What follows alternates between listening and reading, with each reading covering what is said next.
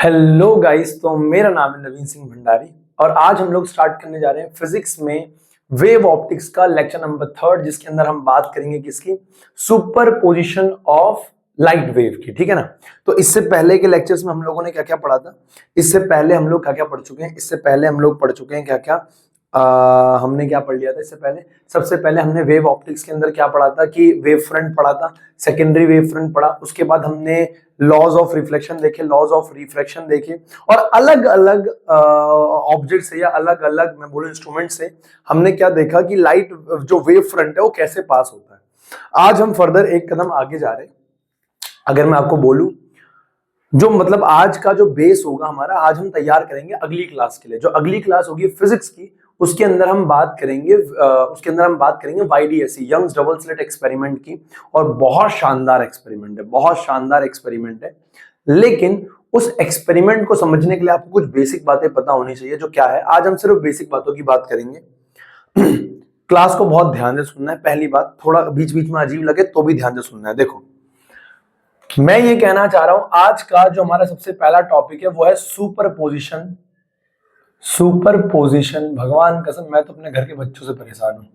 Superposition of light wave. Light wave, पता नहीं आप लोगों को आवाज आ रही है कि नहीं आ रही है, मुझे तो बहुत तेज आवाज आ रही है। अब मुझे पता नहीं, बहुत तेज आवाज आ रही है, पता नहीं है माइक कितना नॉइज कैंसिलेशन कर पा रहा होगा। देखो, superposition of light wave. Superposition of light wave क्या होता है? Superposition of light wave, superposition of light wave हम इस फिनोमिना को कहते हैं sorry, not phenomena, sorry again sorry ठीक है। तो सुपरपोजिशन ऑफ लाइट वेव क्या होता है? हमारे पास मान लो कोई एक वेव है, हमारे पास मान लो कोई क्या एक वेव है।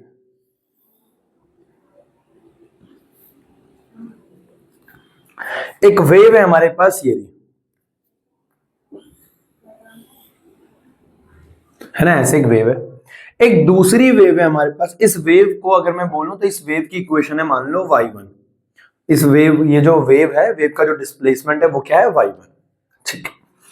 एक दूसरी वेव है हमारे पास, ये नहीं, ऑब्वियस सी बात है, हम लाइट वेव की बात कर रहे हैं। किसकी बात कर रहे हैं? लाइट वेव की।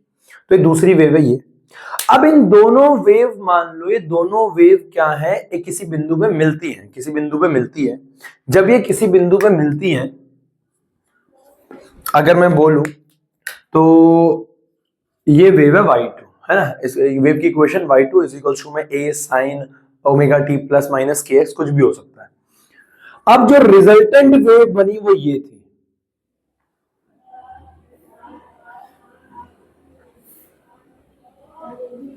जो रिजल्टेंट वेव बनी वो ये थी, जो रिजल्टेंट वेव बनी वो ये थी, मान लो ऐसे। इसको मैंने बोला y, क्या बोला? y। तो सुपरपोजिशन ऑफ लाइट वेव क्या कहता है? सुपरपोजिशन तो भैया किसी का भी हो, सुपरपोजिशन किसी का भी हो, कि भैया जब दो या दो से ज्यादा वेव्स मिलेगी, जब दो या दो से ज्यादा वेव्स मिलेगी, जो डिस्प्लेसमेंट होगा रिजल्टेंट का। देखो, इस वेव का डिस्प्लेसमेंट है y1 मान लो, है ना। किसी एक पर्टिकुलर बिंदु पे इसका y एक्सिस में डिस्प्लेसमेंट y1 है, एक पर्टिकुलर पॉइंट पे इसका y एक्सिस पे डिस्प्लेसमेंट क्या है? y2। एक पर्टिकुलर पॉइंट पे इसका y पे डिस्प्लेसमेंट y है। तो जो when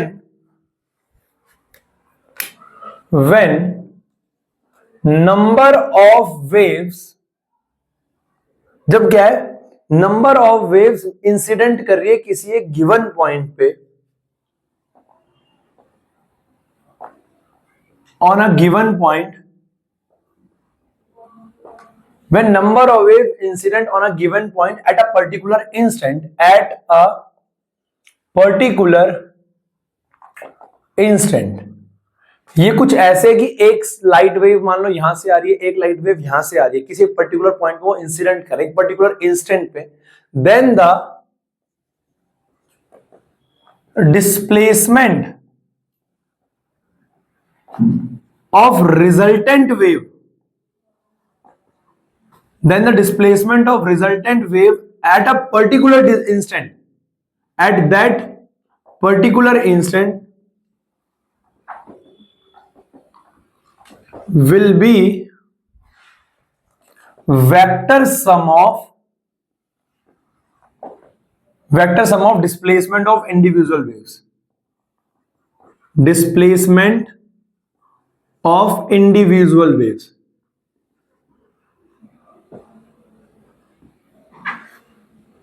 बराबर है। मैं ये कहना चाह रहा हूं, ये मान लो हमारे पास एक वेव थी, ये दूसरी वेव थी, ये मिले एक पर्टिकुलर इंस्टेंट पे, तो जो रिजल्टेंट वेव का डिस्प्लेसमेंट होगा, जो रिजल्टेंट वेव का डिस्प्लेसमेंट होगा, जो वाई नेट होगा, जो वाई नेट होगा, वो Y net y1 plus y2 के क्या होगा, बराबर होगा। इस बात को मैं अभी आगे साबित करूंगा, इस बात को आगे मैं अभी इस इक्वेशन को मैं आगे लेके भी चलूंगा। तो मैंने क्या बोला कि भैया जब दो या दो से ज्यादा वेव्स, कितनी भी वेव्स एक पर्टिकुलर इंस्टेंट पे क्या करती हैं, इंसिडेंट करती हैं। यहां से एक लाइट वेव आ रही है, यहां से एक लाइट वेव आ रही है, हाँ है ना। तो जो एक पर्टिकुलर, पहले उसका डिस्प्लेसमेंट कुछ और था, उसका डिस्प्लेसमेंट कुछ और था, तो जो रिजल्टेंट का डिस्प्लेसमेंट होगा, जो रिजल्टेंट का डिस्प्लेसमेंट होगा वो क्या होगा, वेक्टर सम के बराबर होगा, वेक्टर सम के क्या होगा, बराबर होगा। बराबर है। फटाफट इसको नोट करो और आगे बढ़ रहे हैं जल्दी।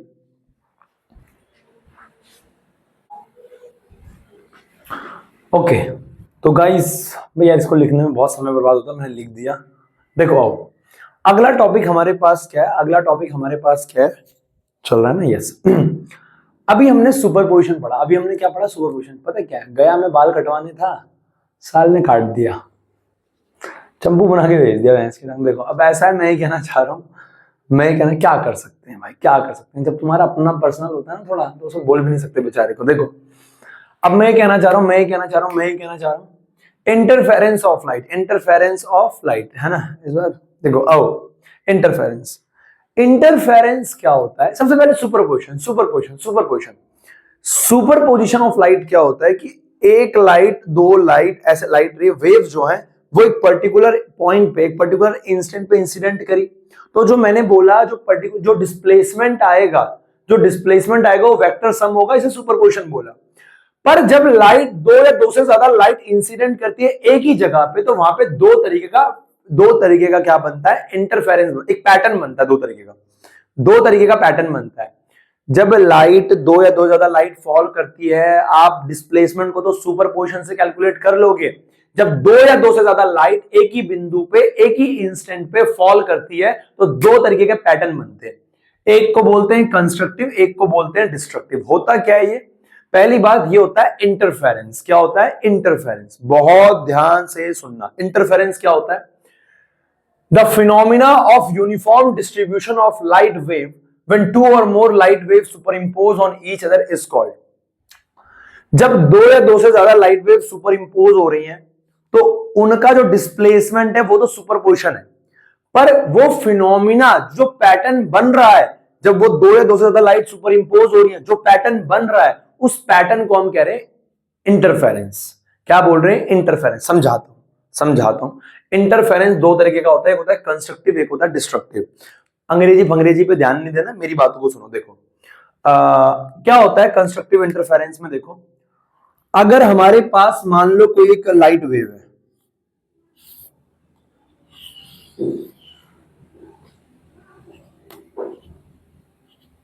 अगर हमारे पास एक लाइट वेव है और ये हमारे पास दूसरी लाइट वेव है,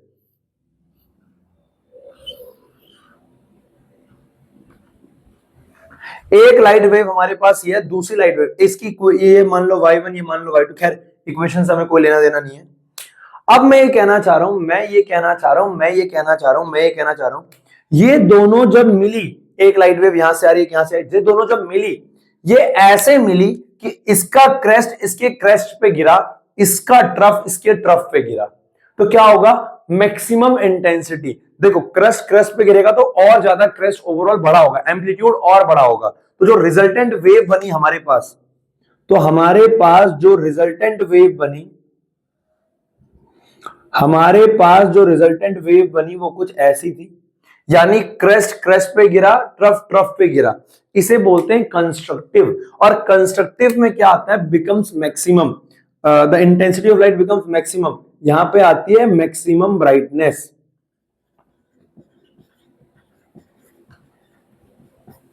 मैक्सिमम ब्राइटनेस। तो मैं ये कहना चाह रहा हूं कंस्ट्रक्टिव। देखो मैंने क्या बोला आप लोगों को, मैंने क्या बोला, इंटरफेरेंस एक पैटर्न है जो बन रहा है। इंटरफेरेंस का एक पैटर्न है जो बन रहा है, जब दो या दो से ज्यादा वेव्स क्या कर रही हैं, इंसिडेंट कर रही है एक पर्टिकुलर बिंदु पे, इंसिडेंट करे एक पर्टिकुलर बिंदु पे, है ना। तो ये दो वेव्स थी, इंसिडेंट कर रही थी, तो ये ऐसा पैटर्न बन रहा था, ऐसा पैटर्न बन रहा, इसको हमने बोला कंस्ट्रक्टिव। क्या बोला? कंस्ट्रक्टिव। तो इसमें क्या है, मैक्सिमम ब्राइटनेस आएगी। कैसी आएगी? Maximum brightness.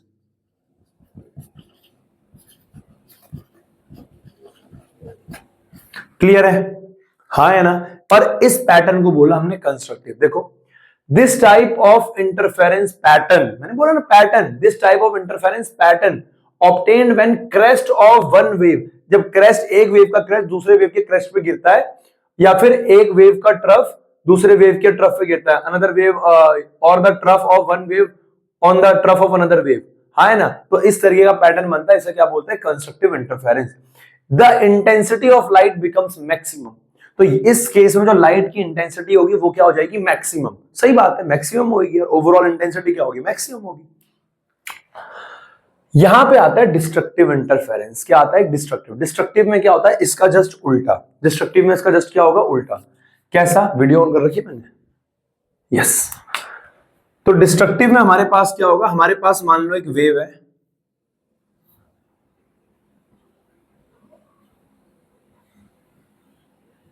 एक वेव है, एक दूसरी वेव है हमारे पास,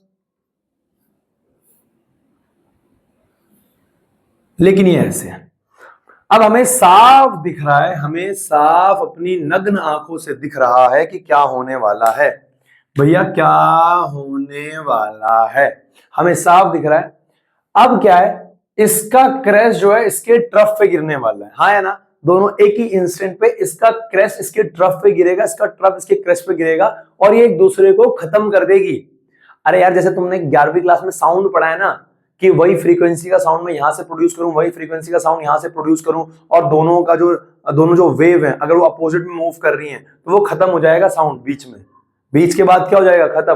तो उसी प्रकार से मैं बात कहना चाह रहा हूं, ये लाइट वेव यहाँ पे क्या बनेगी? यहाँ पे लाइट वेव आएगी ही नहीं, यहाँ पे लाइट वेव आएगी नहीं, डार्कनेस आ गई। क्या आ गई? डार्कनेस। यहाँ पे क्या आ गई? डार्कनेस। इसके क्रस्ट ने इसके ट्रफ को खत्म कर दिया, इसके ट्रफ ने इसके क्रस्ट को खत्म कर दिया। क्या मेरी बात समझ में आ रही है? तो यहाँ पे आ गया कंप्लीट डार्कनेस, मिनिमम यानी मिनिमम ब्राइटनेस यानी कंप्लीट डार्कनेस। तो अगर ऐसा होता है, अगर ऐसा होता है, इसे कहते हैं इंटरफेरेंस। क्या बोलते हैं? इंटरफेरेंस। मैंने आपको क्या बताया? इंटरफेरेंस ऑफ लाइट क्या होता है? इंटरफेरेंस ऑफ लाइट क्या होता है? एक पैटर्न, जब दो या दो से ज्यादा लाइट किसी पर्टिकुलर इंस्टेंट पे, एक पर्टिकुलर बिंदु पे पड़ती हैं, तो क्या होता है? एक पैटर्न बनता है। उस पैटर्न को हम क्या बोलते हैं? इंटरफेरेंस। दो तरीके के पैटर्न होते हैं, एक होता है कंस्ट्रक्टिव, एक होता है डिस्ट्रक्टिव। कंस्ट्रक्टिव यानी जब क्रैश पे पड़े, डिस्ट्रक्टिव जब ट्रफ पे, सॉरी जब अपोजिट में हो। बराबर है? यस यस, यहां तक कोई दिक्कत नहीं, ठीक है। मोनोक्रोमेटिक लाइट क्या होती है? आप लोगों ने मोनोक्रोमेटिक लाइट रे ऑप्टिक्स में सुनी होगी। मोनोक्रोमेटिक लाइट क्या होती है? एक वो लाइट जो और रंगों में टूटेगी नहीं। सिंपल भाषा में बोलूं तो एक वो लाइट जो और रंगों में नहीं टूटेगी। उदाहरण के तौर पे जो ये व्हाइट लाइट है, जो क्या है? ये व्हाइट लाइट जो ट्यूबलाइट से आ रही है, बल्ब से आ रही है, ये व्हाइट लाइट है। और व्हाइट लाइट क्या होती है ना, व्हाइट लाइट क्या होती है? व्हाइट लाइट क्या होती है? 7 रंगों का मिक्सचर होती है। अगर इसको मैं प्रिज्म के अंदर डालूंगा तो ये 7 रंगों में खुल जाएगी, यानी 7 अलग अलग रंग, यानी 7 अलग अलग वेवलेंथ, हाँ या ना? यस। पर अगर मैं बात करूं किसकी, अगर मैं बात करूं मोनोक्रोमेटिक लाइट की, मोनोक्रोमेटिक लाइट वो लाइट होती है जिसके अंदर एक ही रंग होता है। उदाहरण के तौर पे ऐसा करना, कभी नमक का पानी लेना, हल्का सा अपने हाथ में नमक डाल देना ऐसे करके, और उसको नमक के पानी को ऐसे घोलना और आग में ऐसे करके छिड़कना, तुम्हें एक लाल कलर की लौ जलती हुई नजर आएगी, एक रेड फ्लेम नजर आएगा, हाँ है ना। वो रेड एक मोनोक्रोमेटिक लाइट है। वो क्या है? एक मोनोक्रोमेटिक, उसके अंदर और कोई रंग नहीं है। तो मोनोक्रोमेटिक लाइट उसे कहा जाता है जिसके पास एक वेवलेंथ है, एक फ्रीक्वेंसी है, एक एम्पलीट्यूड है। बराबर है? हाँ है ना? यस, हाँ है ना। एग्जांपल लिखा हुआ है, NaCl solution on lamp emits monochromatic light. Clear है? यस। अगला है कोहेरेंट सोर्स ऑफ लाइट। अब ये शब्द ना बार बार आएगा। कोहेरेंट सोर्स क्या होता है? तो बेटा कोहेरेंट सोर्स क्या होता है? हम कोहेरेंट सोर्स उन सोर्सों को कहेंगे जहां से लाइट एमिट हो रही है। मेरी बात को समझना, अगर मान लो ये एक सोर्स है और एक दूसरा सोर्स ये है, ये दो सोर्स को मैं कोहेरेंट तब बोलूंगा, इन दो सोर्स को मैं कोहेरेंट तब बोलूंगा जब इनसे निकलने वाली लाइट, जब इनसे निकलने वाली लाइट का एम्पलीट्यूड सेम हो, इनसे निकलने वाली वेव का एम्पलीट्यूड क्या हो, सेम हो, वेवलेंथ क्या हो, सेम हो, फ्रीक्वेंसी क्या हो, सेम, फेज डिफरेंस। देखो ये तीन चीजें तो मोनोक्रोमेटिक में भी सेम थी, कौन कौन सी, वेवलेंथ, फ्रीक्वेंसी, एम्पलीट्यूड, जिनके पास एक होती है, लेकिन इसमें क्या है, टू और more sources of light are said to be coherent if they have almost same wavelength, frequency, amplitude. ये तीन चीजें तो वहां भी है, लेकिन इसके साथ साथ एक और चीज सेम होनी चाहिए, that is phase difference. That is phase difference, कि पहली लाइट और दूसरी लाइट के बीच में कितने का फेज डिफरेंस है, या फेज डिफरेंस कांस्टेंट होना चाहिए। जैसे कि देखो मान लो ऐसे है, मान लो एक लाइट वेव है, मान लो एक लाइट वेव है, ऐसे जा रही है। अब दूसरी लाइट वेव की same amplitude, same frequency, same वो सब कुछ कब होगा, जब वो इसके ऊपर से ही जाएगा। एक तो तरीका ये हो गया, एक उसमें तो क्या हो जाएगा, फेज डिफरेंस जीरो हो जाएगा। लेकिन एक दूसरा ये भी है कि मान लो दूसरी वेव ऐसे जा रही है,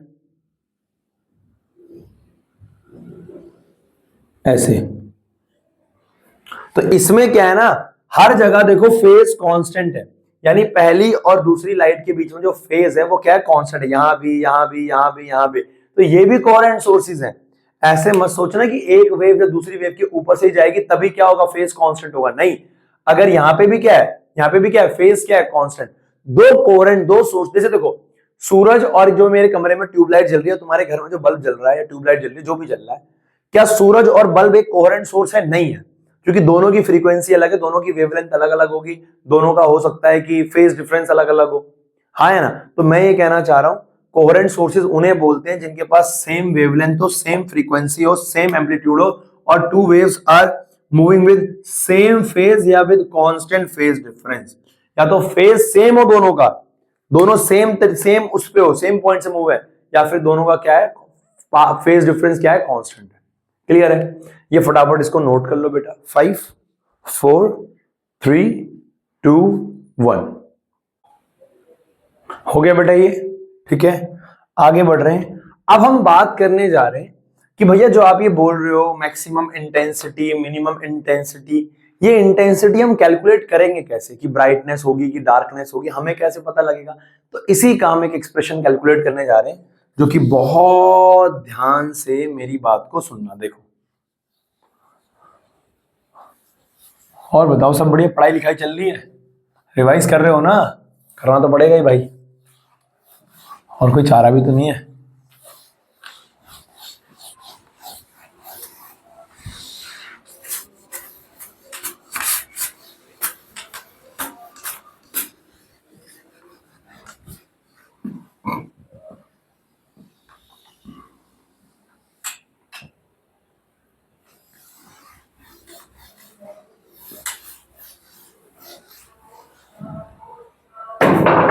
देखो मैं ये कहना चाह रहा हूं,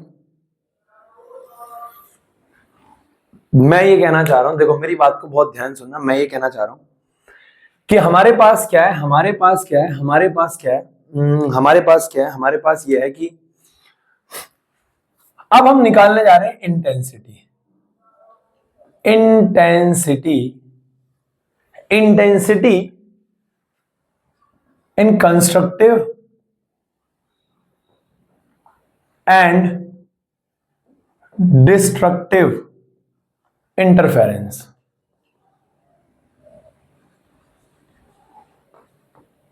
कितनी इंटेंसिटी आएगी कंस्ट्रक्टिव और डिस्ट्रक्टिव इंटरफेरेंस में, इस चीज को हम आगे प्रूफ करने जा रहे हैं, बराबर है, यस। बहुत ध्यान से बच्चे, बहुत ध्यान से मेरी बात को सुनियो। एक सवाल मैं करूंगा, एक सवाल तू करेगा। देखो आओ इंटेंसिटी निकालेंगे, आओ बहुत ध्यान से बेटा। हमारे पास इंटेंसिटी निकालना है, मान लो ये क्या है, एक सोर्स है S1, ये एक सोर्स है S1 और ये एक सोर्स है S2। यहां से ये P बिंदु है, इस P बिंदु पे ये दोनों वेव लाइटें क्या है, मिल रही है, ये दोनों वेव लाइटें क्या है, मिल रही है। ये जो सोर्स है यहां से जो लाइट निकल रही है y1 और y2, क्लियर है, कोई डाउट? सोर्स S1 S2 है, दोनों कोहेरेंट सोर्सेज हैं। कैसे सोर्सेज है? कोहेरेंट। इंटरफेरेंस का पैटर्न बनाने के लिए सोर्सेज कोहेरेंट होने चाहिए। अभी मैं आगे कंडीशन लिखवाऊंगा, अभी लिखवाऊंगा तुम्हारे समझ में आएगी नहीं, YDSC के बाद लिखवाऊंगा। इंटरफेरेंस पैटर्न बनाने के लिए सोर्सेज कोहेरेंट होने चाहिए। तो एक सोर्स से लाइट निकली S1 से और यहां से लाइट निकली S2 से, ठीक है, ठीक है, निकल गई होगी, अच्छी बात है। अब लेट्स सपोज जो y की इक्वेशन है, जो y की इक्वेशन है हेयर, जो y है, y1 है, वो है a sin omega t। a sin omega t y की इक्वेशन है, ठीक है ना। आप चाहो तो y2 को कुछ भी मान सकते हो, a b cos वगैरह कुछ भी मान सकते हो। मैं साइन के टर्म्स में ले रहा हूं, एक मैं साइन के टर्म में करा रहा हूं, एक आपको दूंगा कॉस के टर्म में। इसका है b sin omega t plus five. Five क्या है? Phase difference. मैंने कहा ना कोहेरेंट सोर्सेज का या तो दोनों का फेज सेम होगा, इसको भी ओमेगा टी लेके सॉल्व कर ले, सेम हो जाएगा। लेकिन या तो क्या होगा, फिर वो ज्यादा आसान पड़ जाता है, या तो उनका फेज डिफरेंस क्या होगा? कांस्टेंट। तो इसके फेज में से इसको माइनस करोगे, omega T plus five minus omega T क्या आएगा? फाइव। यानी हर बार फाइव आएगा, फेज डिफरेंस क्या है? कांस्टेंट। ठीक है, ठीक है, तो ये दे रखा है। अब भैया आपको कह रहा है इंटेंसिटी कैलकुलेट करते हैं, आओ समझते हैं। पहले मैं तुम्हें एक बात याद दिला दूं, तुम्हें एक बात पता होनी चाहिए। अगर कोई हमारे पास वेव है, अगर कोई हमारे पास क्या है? वेव है। अगर कोई हमारे पास वेव है, इसको बोलते हैं उसका एम्पलीट्यूड। इसको क्या बोलते हैं? उसका एम्पलीट्यूड। अगर हमारे पास कोई वेव है तो इसको उसका एम्पलीट्यूड बोलते हैं। और जो एम्पलीट्यूड होता है, जो देखो पता है, जो उस लाइट की इंटेंसिटी होगी, इंटेंसिटी डायरेक्टली प्रोपोर्शनल होती है एम्पलीट्यूड के स्क्वायर की। ये आपने क्लास 11 साउंड वाउंड चैप्टर में पढ़ रखा है, वेव चैप्टर में, बराबर है।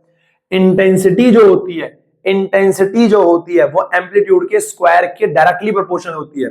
Intensity is directly proportional to amplitude का स्क्वायर। अब प्रोपोर्शनल का साइन हटेगा तो यहाँ पे एक कांस्टेंट लगेगा, I इज इक्वल टू में के ए स्क्वायर। ऑल्दो इस के की वैल्यू 1 होती है तो I इज इक्वल टू क्या आ जाएगा? एम्पलीट्यूड का स्क्वायर। तो इंटेंसिटी क्या होता है? एम्पलीट्यूड का स्क्वायर। पहली बोल के चल रहा हूं, इंटेंसिटी क्या है? एम्पलीट्यूड का स्क्वायर, बराबर है। आगे बढ़ चले भाई, बड़े चलो बड़े चलो, हे वीर बड़े चलो, आओ। तो हमारे पास है y1 दे रखा है इतना, y2 दे रखा है इतना। ठीक है भैया, ठीक है, क्या भैया? ठीक है भैया, ठीक है।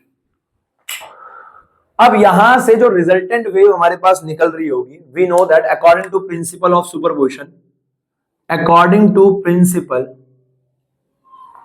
Of superposition, according to principle of superposition, जो y नेट होता है, जो रिजल्टेंट होगा वो किसके बराबर होगा? y1 प्लस y2 के, y1 प्लस y2 के। y1 ये है, y2 ये है, निकाल लेते हैं भाई साहब।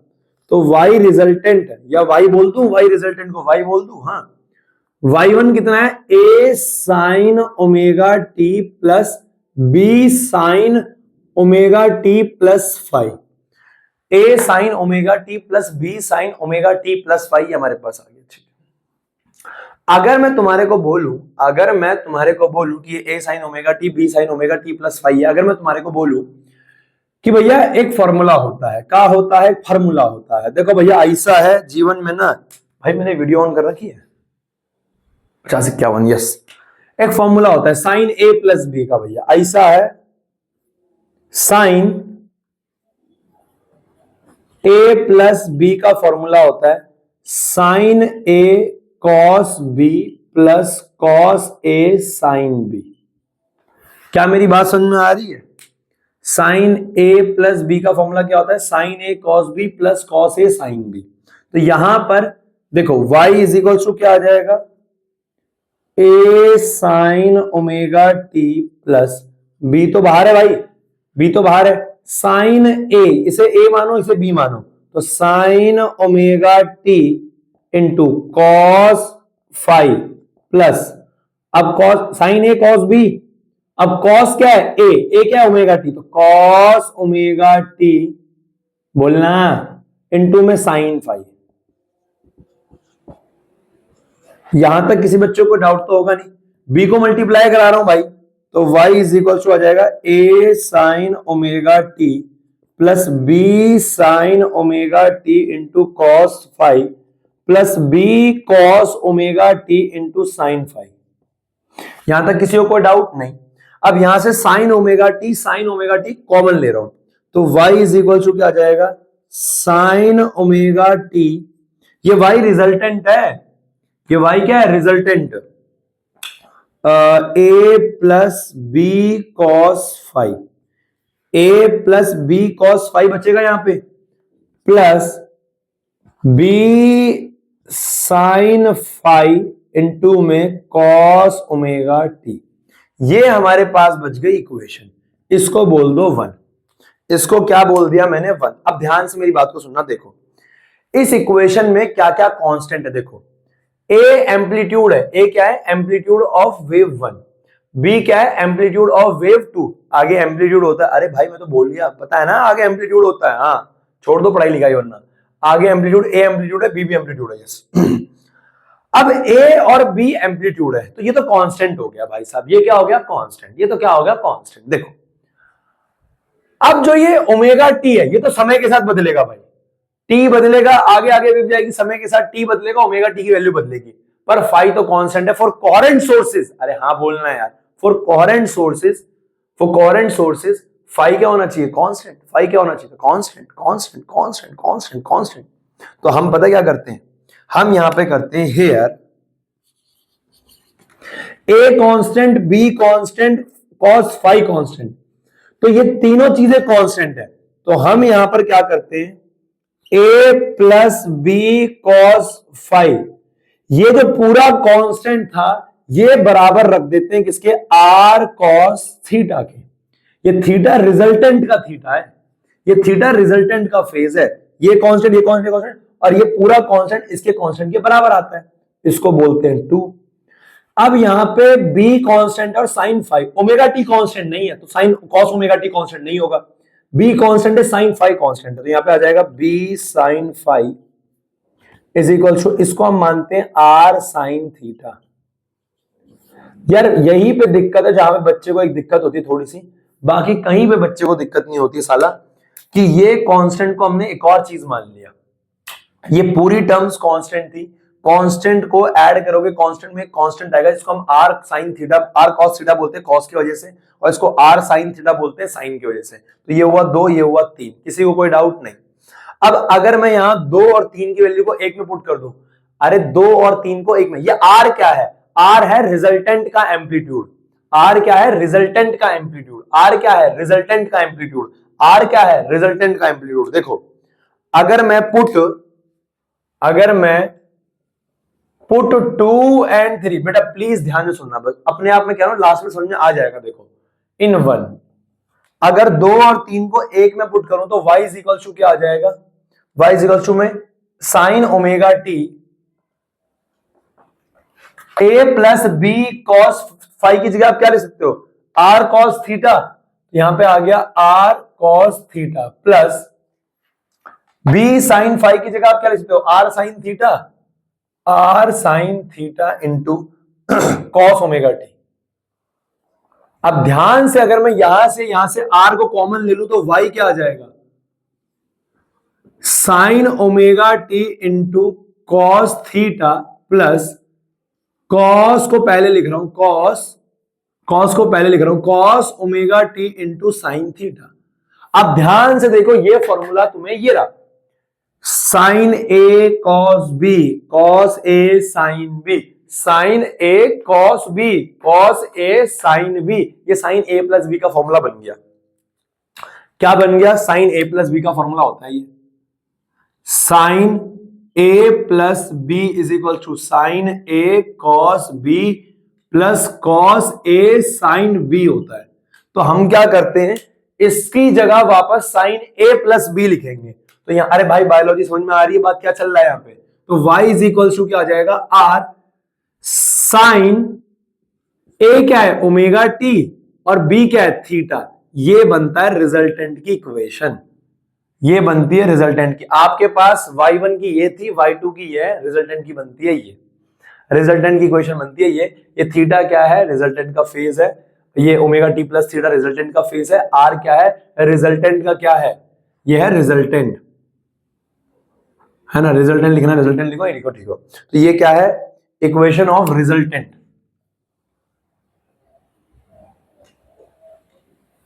हाँ है ना। ये आर क्या है, आर यहां पे क्या है, मैग्नीट्यूड या amplitude, sorry, amplitude of resultant wave,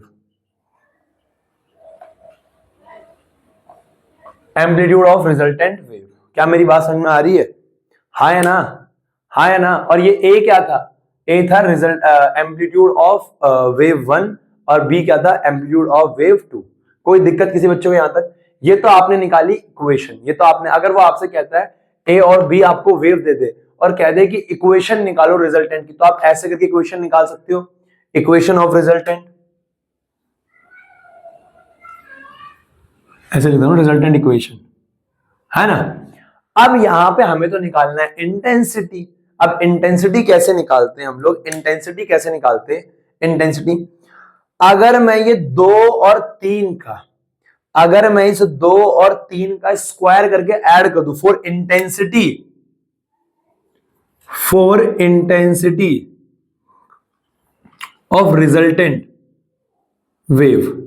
बेटा अगर देखो, आपको पता करना है कि डार्कनेस आएगा, दो इंटरफेरेंस ऐसे मिलके डार्कनेस आएगा, क्रेस्ट से क्रेस्ट मिल रहा है, ट्रफ से ट्रफ मिल रहा है, या क्रेस्ट ट्रफ से मिल रहा है, ट्रफ क्रेस्ट से मिल रहा है। अगर आपको पता करना है कि कंप्लीट डार्कनेस आएगा, कंप्लीट ब्राइटनेस आएगी, तो आपको इंटेंसिटी से पता चलेगा। और इंटेंसिटी कैसे निकाली जाती है, देखो, अगर मैं इक्वेशन 2 और इक्वेशन 3 का स्क्वायर करके ऐड कर दूं, बेटा प्लीज बहुत ध्यान सुनना है, ऐड, भगवान कसम अगर आज की क्लास को तुमने थोड़ा बहुत ना अपने दिमाग में बैठा लिया, कल जब मैं आपको यंग्स डबल स्लिट एक्सपेरिमेंट कराऊंगा, तुम्हारे तोते उड़ जाएंगे, तुम कहोगे क्या खूबसूरत चीज है यार, मजा बन जाएगा भाई साहब, मैं गारंटी दे रहा हूं, तुम कहोगे इससे अद्भुत चीज तुमने फिजिक्स में आज तक नहीं देखी, बहुत अद्भुत है, बहुत अद्भुत, बस इसको थोड़ा समझना पड़ेगा तुम्हें, हाँ है ना।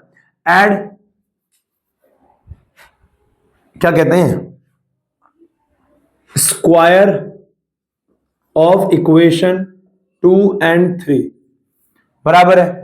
तो अगर मैं इसका स्क्वायर करके ऐड करूं, तो लेफ्ट का स्क्वायर लेफ्ट में ऐड होगा, राइट का स्क्वायर राइट में ऐड होगा, तो ये क्या हो जाएगा, a plus B cos five का स्क्वायर, समझ रहे हो ना, इक्वेशन 2 और इक्वेशन 3 का स्क्वायर करके ऐड कर रहा हूं, तो इसका स्क्वायर लेफ्ट का स्क्वायर लेफ्ट में ऐड होगा, प्लस बी साइन स्क्वायर आएगा, plus B sine square 5, sorry इसका कंप्लीट का स्क्वायर आएगा ना, अरे भाई साइन का मत लगा दियो, कंप्लीट का स्क्वायर आएगा, इज इक्वल्स टू, अब इसका स्क्वायर क्या है, आर कॉस फाइव का स्क्वायर, आर कॉस फाइव का स्क्वायर, फाइव नहीं sorry theta, R cos theta का square plus R sine theta का square plus R sine theta का होल स्क्वायर। मैंने क्या किया है, सेकंड और थर्ड, मुझे इंटेंसिटी निकालना है यार, क्या निकालना है, इंटेंसिटी, इनका स्क्वायर करके ऐड किया, इसका स्क्वायर खोलो तो ये आएगा A square plus B square cos square 5 plus A plus B का होल स्क्वायर है ये, plus 2ab cos 5 plus B square sine square 5 is equals to, यहां से आएगा R square cos square theta plus R square sine square theta. कोई doubt नहीं। अब एक काम करो, मुझे साफ साफ दिख रहा है यहां पे एक चीज, ए स्क्वायर प्लस इससे और इससे बी स्क्वायर कॉमन ले लो, तो यहां बचेगा साइन स्क्वायर 5 प्लस यहां बचेगा कॉस स्क्वायर 5, ये बी स्क्वायर कॉमन ले लिया इससे और इससे, sine square 5 plus cos square 5, और यहां क्या बचेगा, plus 2ab cos 5 is equal to, यहां से आर स्क्वायर कॉमन ले लो, आर स्क्वायर कॉमन ले लिया, लिख दो sign square theta plus cos square theta, अरे आगे पीछे करके लिख दिया यार, क्या दिक्कत थोड़ी है। अब आपको पता है sign square theta plus cos square theta क्या होता है, 1, ये भी 1 हो जाएगा और ये भी क्या हो जाएगा 1, तो मैं ये कहना चाह रहा हूं यहां पे क्या आ जाएगा, A square plus B square, ये भी 1 हो गया, plus 2ab cos 5 is equals to R square. इसको घुमा के लिखो तो ये ऐसे आएगा, R square is equals to A square plus B square plus 2ab cos 5, हाँ है ना। और आर अगर मैं निकाल दूं, आर रिजल्टेंट अगर मैं निकाल दूं तो ये क्या आ जाएगा, under root A square plus B square plus 2ab cos phi. Yes भैया ये तो देखा देखा लग रहा है। हाँ हाँ वही है वही है वही है, अरे वही है जो तू सोच रहा है, वही है। आर इज इक्वल टू में A square plus B square plus 2ab cos phi, ये हमारा रिजल्टेंट का स्क्वायर, रिजल्टेंट का मैग्नीट्यूड आता है किसका, इसका वेव का।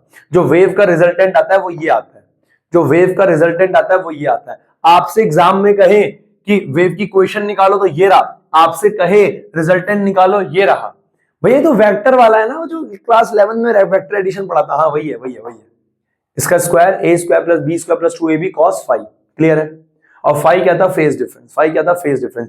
पर एक चीज तो अभी भी रह गई, क्या, इंटेंसिटी, जिसको हमें निकालना था, जिसको हमें क्या करना था, निकालना था। ये आ गया resultant, magnitude of resultant amplitude. ये क्या आ गया, मैग्नीट्यूड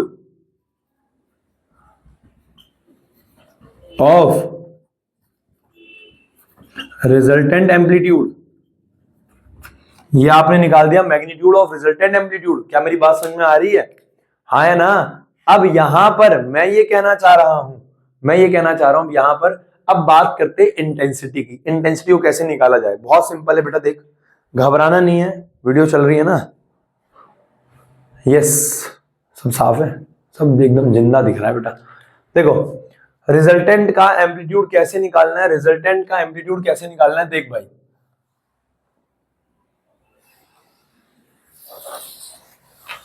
अब एक बात तुझे पहले से पता है, एक बात तुझे पहले से पता है, और वो क्या पता है तुझे, देख ऐसा है, एक बात तुझे पहले से पता है। एक इक्वेशन मेरे पास ये भी है, 3 तक हो गई, इसे मैं 4 बोल रहा हूं। ऊपर वाली को क्यों बोल रहा हूं, इसके पीछे भी कहानी है। देखो एक बात तुझे पहले से पता है, फॉर इंटेंसिटी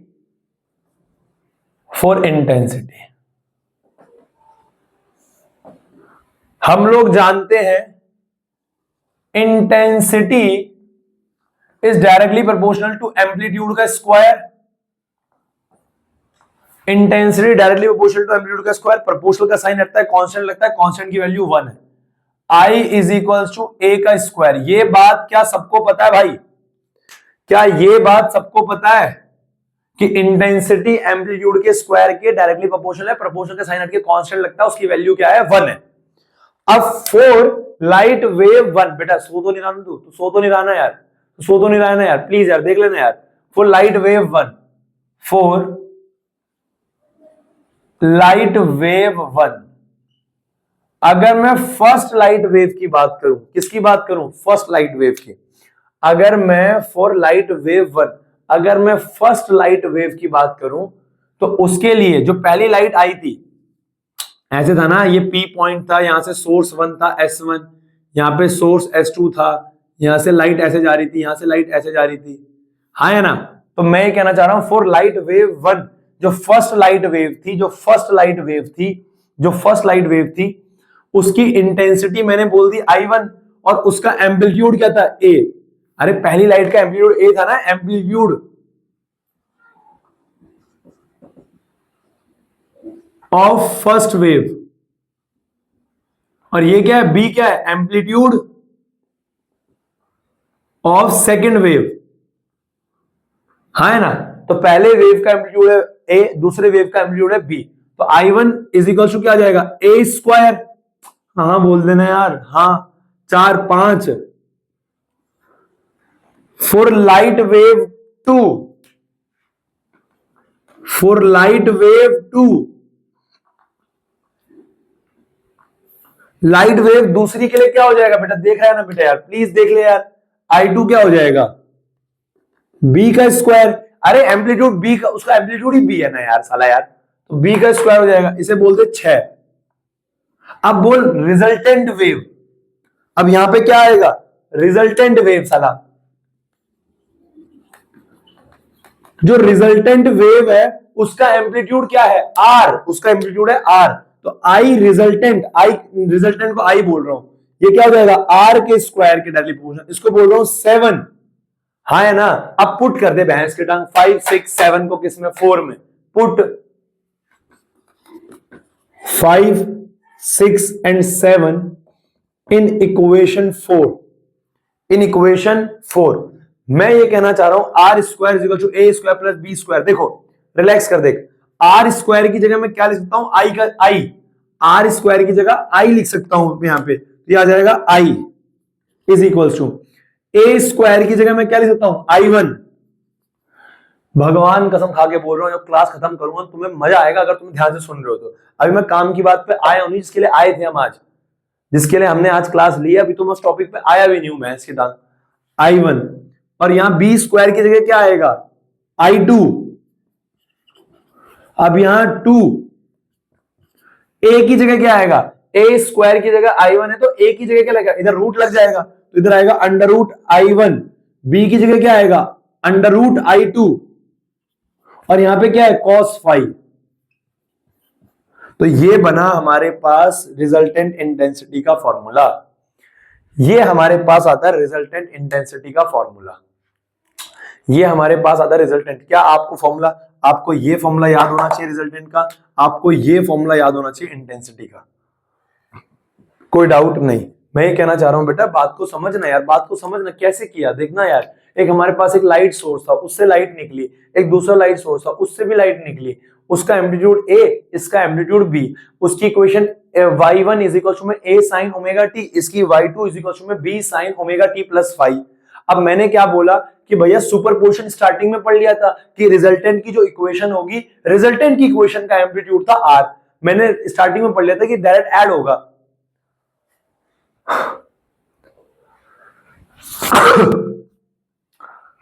सॉरी, ठीक है। तो रिजल्टेंट की इक्वेशन का क्या मैग्नीट्यूड r होगा। अब दोनों को ऐड किया, उसके बाद बेटा जो कांस्टेंट टर्म्स थी उनको कांस्टेंट से रिप्लेस कर दिया, रिजल्टेंट से रिप्लेस कर दिया, क्योंकि उसका मैग्नीट्यूड एक्चुअल में बराबर होता है ना। उसके बाद क्या किया, ये आया आर स्क्वायर, ये आया। अब मैंने कहा रिजल्टेंट एम्पलीट्यूड इंटेंसिटी के डायरेक्टली प्रोपोर्शनल होता है स्क्वायर उसका, ये कर दिया, ये आ गया इंटेंसिटी का फॉर्मूला। अब बात यहां खत्म नहीं होती है, बात क्या है कि ये इंटेंसिटी का फॉर्मूला आया है। अगर एक लाइट वेव और दूसरी लाइट वेव वो मिल रही है तो इंटेंसिटी ऐसे निकाली जाएगी। लेकिन अभी ये समझ में नहीं आया कि कंस्ट्रक्टिव होगा कि डिस्ट्रक्टिव होगा, वहां पे कंप्लीट ब्राइटनेस होगी, कम ब्राइटनेस होगी, या अंधेरा हो जाएगा, अभी ये समझ में नहीं आया। अभी ये निकालने जा रहे हैं। इंटेंसिटी का फॉर्मूला हो गया ये, इंटेंसिटी का फॉर्मूला हो गया ये। अब हम बात करने जा रहे हैं कंस्ट्रक्टिव और डिस्ट्रक्टिव की। क्लियर है, हाँ है ना। तो फटाफट आप इसको नोट कर लो फटाफट से। बेटा देखो जैसा मैंने देखो यार, पता है बात क्या है, अभी मैं आपको एग्जाम का सवाल अभी आपको होमवर्क में दूंगा आज मैं, कि ना जैसे मैंने साइन और कॉस को लेके किया, साइन और साइन को लेके किया, मैं आपको एक सवाल दूंगा कॉस को लेके। उसमें पता है क्या कर रखा है, मैं तुम्हें बताता हूँ उसमें क्या कर रखा है। उसमें पता है क्या कर रखा है, उसमें दोनों कॉस ले रखे हैं, दोनों कॉस ले रखे हैं और प्रूफ करना है दोनों का एम्पलीट्यूड सेम है, यानी ये भी ए, ये भी ए, ये भी ए, ये भी ए, तो ये ए स्क्वायर हो जाएगा। उसको साबित करना है कुछ, तुम पता है तुम सब कुछ कर दोगे सेम सवाल में, बस तुम लास्ट में अटक जाओगे, क्योंकि तुम्हें जो ट्रिगोनोमेट्री है उसका एक फॉर्मूला नहीं आता होगा, जो मैं आपको फिर अगली क्लास में दोबारा प्रूव करूंगा। आज ट्राई करोगे ना घर पे, समझ में आ जाएगा। तो मैं ये कहना चाह रहा हूं कि हमारे पास क्या है, हमारे पास क्या है, इंटेंसिटी का फॉर्मूला ये आया है। अब मैं आगे बात कर रहा हूं इंटेंसिटी को लेकर, देखो बहुत ध्यान से मेरी बात को सुनना। अब मैं आगे बात कर रहा हूं, ये क्वेश्चन की टर्म्स में आता है सवाल, क्वेश्चन की टर्म में है ना, इंटेंसिटी निकालो। देखो ये इंटेंसिटी यहां तक क्लियर है बेटा, नोट कर ले बेटा फटाफट से, है ना। 5 4 3 2 1 आगे बढ़ रहे हैं बेटा।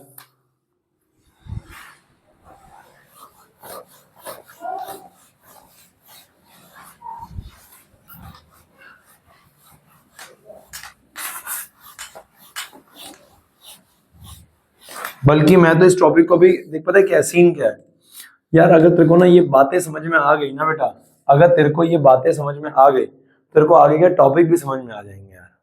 समस्या क्या है कि ये बातें समझ में नहीं आई ना, तो फिर आगे के टॉपिक भी नहीं आएंगे यार, दिक्कत ये है साला। आओ देखो,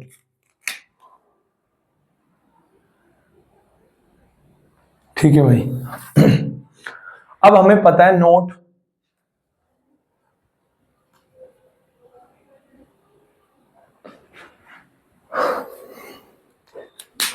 अब जो हमारा टॉपिक था इंटेंसिटी, अब मैं बात करने जा रहा हूं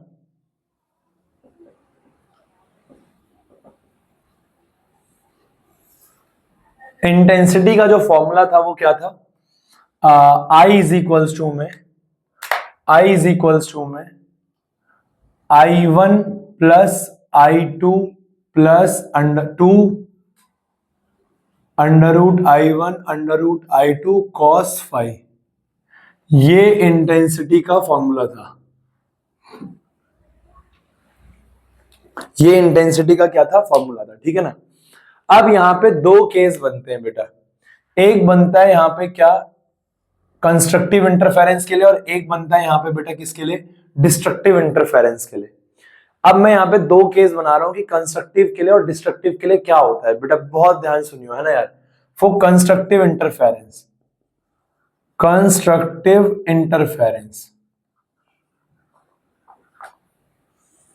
और यहां मैं बात कर रहा हूं किसके लिए बेटा, डिस्ट्रक्टिव इंटरफेरेंस के लिए।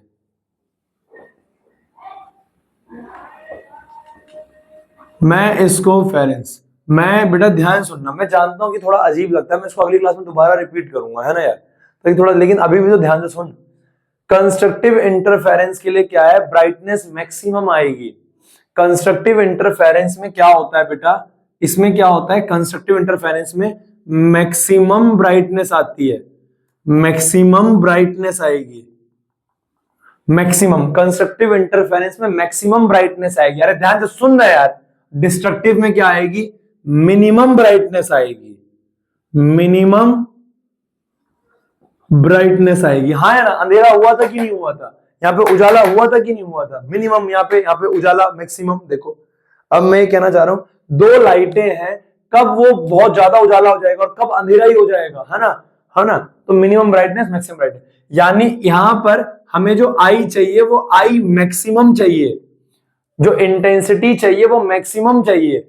अब आई मैक्सिमम कब आएगा, आई मैक्सिमम, आई का फॉर्मूला ये है, आई मैक्सिमम कब आएगा, जब I1 ज्यादा हो, I2 ज्यादा हो, I1 ये तो हो ही, लेकिन जब cos फाई भी ज्यादा हो, है ना, जब cos की वैल्यू मैक्सिमम हो। यानी मैं ये कहना चाह रहा हूं, आई मैक्सिमम तब आएगा, आई मैक्सिमम तब आएगा जब हमारे पास cos फाई क्या हो, मैक्सिमम, cos फाई यहां से क्या हो, मैक्सिमम, और cos फाई मैक्सिमम कितना होता है, ये होता है 1। cos फाई भी क्या हो, मैक्सिमम, और cos फाई मैक्सिमम कितना होता है, 1। और cos फाई 1 कब होता है, जब एंगल कितना होता है, फाई क्या होता है, cos की वैल्यू 1 कब होती है बेटा, 0।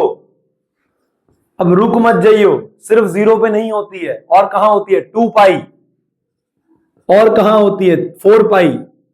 अरे हाँ बोल दे यार, हाँ बोल दे, cos, है ना, हाँ हाँ हाँ सही तो बोल रहा हूं मैं तेरा, हाँ हाँ cos 0 पे, cos पाई मत बोलना, cos पाई पे 1 होती है। अरे cos 100, अरे 0 पे हो गई, चौंटा मारूंगा ना भैंस की टाप, 0 पे हो गई 1, और 2 पाई पे होती है 1, 4 पाई पे होती है 1, 6 पाई पे होती है 1, एंड सो ऑन।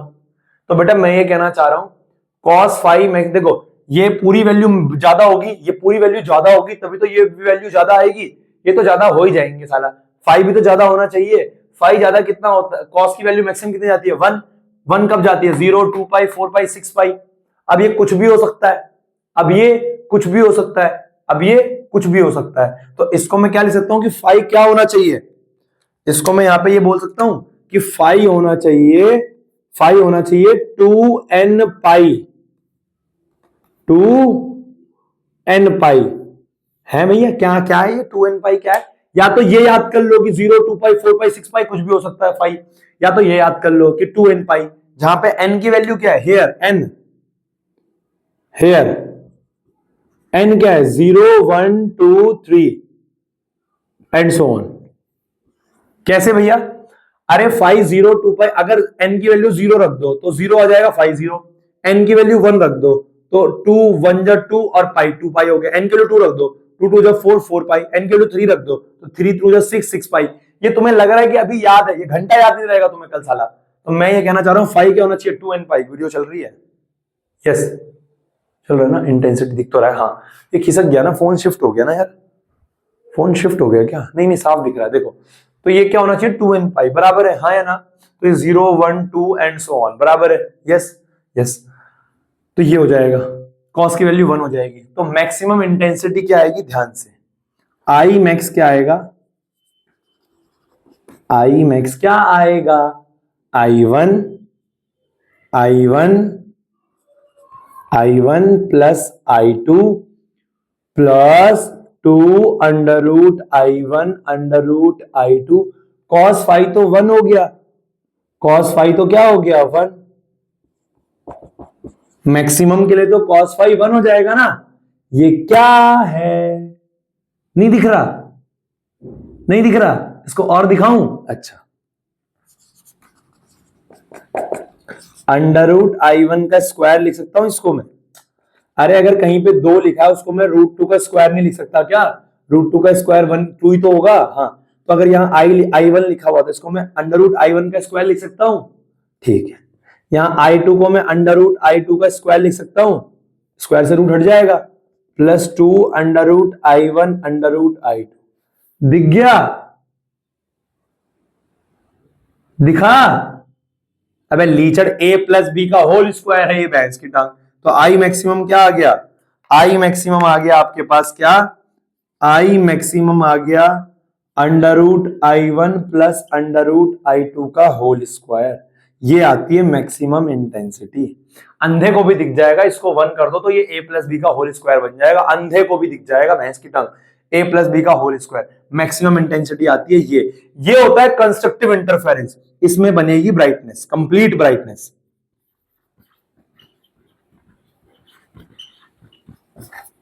हाँ है ना, हाँ है ना, मैक्सिमम ब्राइटनेस आ तो गया, है ना। यहां पे ये केस है भाई साहब कंस्ट्रक्टिव इंटरफेरेंस का।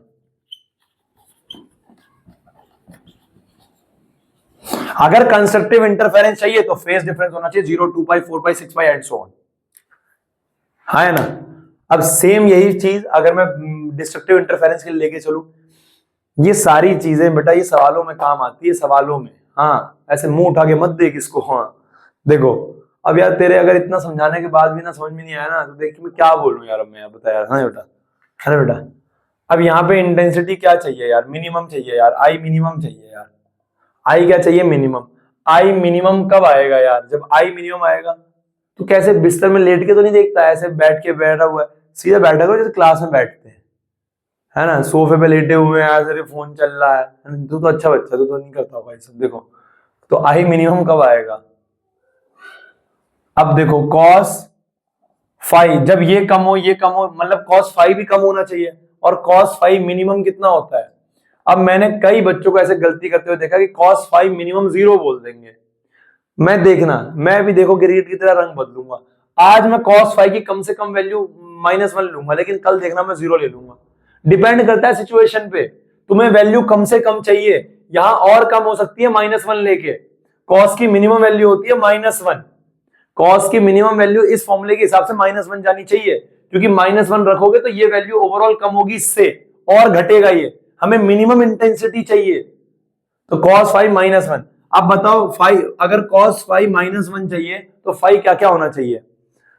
क्या तुम्हें पता है 180, cos 180 -1 होता है। क्या तुम्हें पता है फाइव अगर 180 है यानी पाई है, क्या है पाई। अब पाई पे 180 है, 2 पाई पे तो 0 है, फिर 3 पाई आ गया यार, क्या आ गया 3 पाई, 5 पाई, 7 पाई एंड सो ऑन। तो पाई फाइव अगर ऐसे चलता रहे, पाई हो गया, 3 पाई हो गया, 5 पाई हो गया, 7 पाई हो गया, तो कितना आता रहेगा, -1 आ जाएगा, हो जाएगा यार काम। अब मैं ये कहना चाह रहा हूं, इसको मैं और सिंपल टर्म्स में कैसे लिख सकता हूं। अगर मैं फाइव की वैल्यू लिख दूं, अगर मैं इसको या तो ऐसे याद कर लो या सिंपल ऐसे याद कर लो, n ऐसे मत बोलना, n नहीं, 2n आता है इसमें, 2n प्लस 1, 2n प्लस 1 पाई, 2n प्लस 1 पाई, 2n प्लस 1 पाई, जहां पे n क्या है हेयर, n क्या है 0 1 2 3 एंड सो ऑन। क्या मेरी बात समझ में आ रही है। अगर n की वैल्यू 0 रखोगे तो 2 0 0 1 पाई आ गया पाई, n की वैल्यू 2 रखोगे 2 2 सॉरी n की वैल्यू 1 रखोगे तो 1 पे क्या जाएगा 2 2 जा, अरे 2 1 जा 2 प्लस 1 3 पाई, 2 रखोगे 2 2 जा 4 प्लस 1 5 पाई, आ तो गया, हाँ है ना। हाँ तो मैं ये कहना चाह रहा हूं ये। अब अगर आपको मिनिमम इंटेंसिटी चाहिए तो आई मिनिमम के लिए क्या हो जाएगा, तो यह आ गया I minimum is equal to, formula intensity का ये है I1 plus I2 plus 2 under root I1 under root I2। अब cos फाइव कितना हो जाएगा -1, कितना हो जाएगा -1, क्योंकि आपने cos फाइव को कितना कर दिया -1, हाँ है ना। ये माइनस को अंदर मल्टीप्लाई कराओ तो ये I मिनिमम क्या आ जाएगा I1 प्लस I2। चलो ये I1 I2 को मैं ऐसे लिख दूं, √I1 का स्क्वायर प्लस √I2 का स्क्वायर। अब ये माइनस इधर आएगा तो -2 √I1 √I2। ये क्या है लीचड़, ये है a माइनस बी का whole square, a minus B का होल स्क्वायर। तो ये क्या आ जाएगा I minimum is equals to क्या हो जाएगा √I1 माइनस √I2 का होल स्क्वायर। ये आता है बेटा, ये आता है बेटा कंप्लीट डार्कनेस का फॉर्मूला या मिनिमम ब्राइटनेस का फॉर्मूला, मिनिमम इंटेंसिटी का, मिनिमम इंटेंसिटी का। इससे ज्यादा मैं नहीं बोल पाऊंगा, मेरी अंतरात्मा मुझे गाली देगी। ये है डिस्ट्रक्टिव इंटरफेरेंस, लिख देना भाई, बराबर है। ये फॉर्मूला है यार। क्या तुम्हें ये समझ में आया कि इंटेंसिटी कैसे कैलकुलेट करी जाती है, कब डार्क, कहां से स्टार्ट किया था सुपरपोजिशन से यार, फिर इंटेंसिटी पढ़ाया यार, इंटरफेरेंस पढ़ाया यार, मैंने मोनोक्रोमेटिक लाइट, कोहेरेंट सोर्सेज बताया। उसके बाद आपको बताया कंस्ट्रक्टिव इंटरफेरेंस, डिस्ट्रक्टिव इंटरफेरेंस। आपको बताया कंस्ट्रक्टिव में क्या होता है, ब्राइटनेस ज्यादा आती है, डिस्ट्रक्टिव में ब्राइटनेस कम आएगी। आपको कड़ी इक्वेशन ला के दिखाया कि एक लाइट वेव है जिसका फेज मान लो ये है यार। अरे लाइट वेव तो कुछ भी हो सकता है ना यार, तू यहाँ से एक लेजर लाइट जला रहा है, यहाँ से एक लेजर लाइट जला रहा है, दोनों को मिक्स कर रहा हो सकता है इंटेंसिटी बढ़ जाओ तो कम हो जाए यार, है ना यार। इंटेंसिटी का फॉर्मूला मैक्सिमम के लिए ये होता है, मिनिमम के लिए ये, नॉर्मल इंटेंसिटी ये, रिजल्टेंट का फॉर्मूला तेरे को पता होना चाहिए, दिमाग में होना चाहिए, भेजे में होना चाहिए साले। इसको अभी मैं एक कदम और आगे बढ़ाऊंगा अगली क्लास में। अभी यहाँ पे जो मैंने फेज डिफरेंस से करा है, इसको पाथ डिफरेंस से भी करना है, अगली क्लास में बताऊंगा, हाँ है ना। तो भाई साहब, लेकिन आज का आपका जो सवाल है वो सवाल ये है आपका एनसीईआरटी का, एक सेकेंड, वो क्वेश्चन मेरे फोन में है यार, वो क्वेश्चन मेरे फोन में है, मेरे को पीवाईक्यू है, वो इंपॉर्टेंट पीवाईक्यू है, मेरे को अभी मैसेज कर देना, मैं भेज दूंगा, है ना, बच्चों से लेके शाम को फोटो। तो बेटा ये था आज की क्लास इंटेंसिटी। इसमें अभी हम आगे इसी टॉपिक से आगे कंटिन्यू करेंगे, हम लंबा खींचेगा, है ना। अभी तो बेटा ये सब तो तैयारी हो रही है आपकी YDSC के लिए हो रही है, यंग्स डबल स्लिट एक्सपेरिमेंट के लिए हो रही है, ये सारी तैयारी आपकी YDSC के लिए हो रही है, हाँ है ना, यंग्स डबल स्लिट एक्सपेरिमेंट। आज कल अगली क्लास और शनिवार को मिला के तब जाके हमारा YDSC खत्म होगा। क्या खत्म होगा हमारा YDSC, बराबर है। तो इसको आप नोट कर लो, क्लियर है, 5 4 3 2 1, बराबर है, ओके। आज का होमवर्क क्या है हमारा, आपका, आपने कौन से चैप्टर पहुंचे, सेकंड चैप्टर रिवाइज कर लिया आपने। अब आपको क्या करना है, सेकंड कर लिया ना, फर्स्ट कर लिया था, सेकंड कर लिया मेरे ख्याल से आप लोगों ने, है ना। अब क्या करो, थर्ड कर लो, थर्ड रेजिस्टेंस तक करना, थर्ड बड़ा है, अगर सेकंड नहीं किया तो सेकंड कर लिया है तो थर्ड रेजिस्टेंस तक करना। रेजिस्टेंस जो पैरेलल सीरीज कॉम्बिनेशन है वहां तक खत्म कर देना, 8 दिसंबर, बराबर है, यस यस, रेजिस्टेंस तक कर देना, क्लियर है, okay bye. Parallel series combination सब सॉल्व कर लेना, उनको जितने सवाल कराए हैं, ओके बाय, टेक केयर बेटा।